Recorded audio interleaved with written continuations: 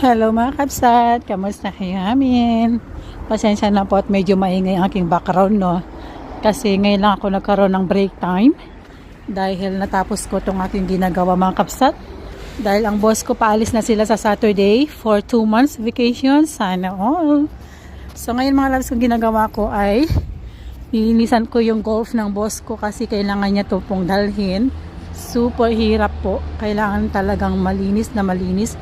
And inisa-isa ko po dahil kasi sa airline na sakyan nila bawal daw ng mga something na yung grass kasi siyempre yung golf, di ba? So ngayon ito po ang aking ginagawa and grabe po mga loves ko. Actually time na to ay anong oras na ba ngayon?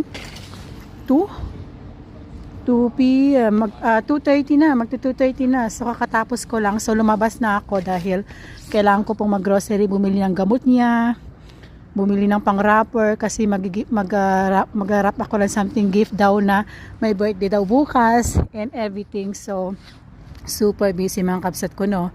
So itong payong kailangan ko doon tulinisin, yung malaking payong. Ito ay kasali po sa dadalhin. So anyway, happy ako at alis na sila this week. Then free na naman ako actually.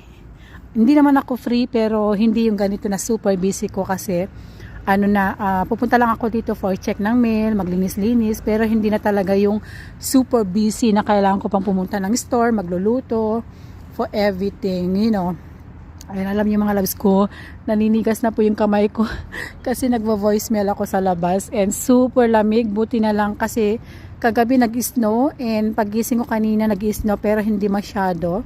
But anyway, ito na po mga loves ko, tapos na, and thank you so much for watching. Please don't forget to like, follow, and share. Bye!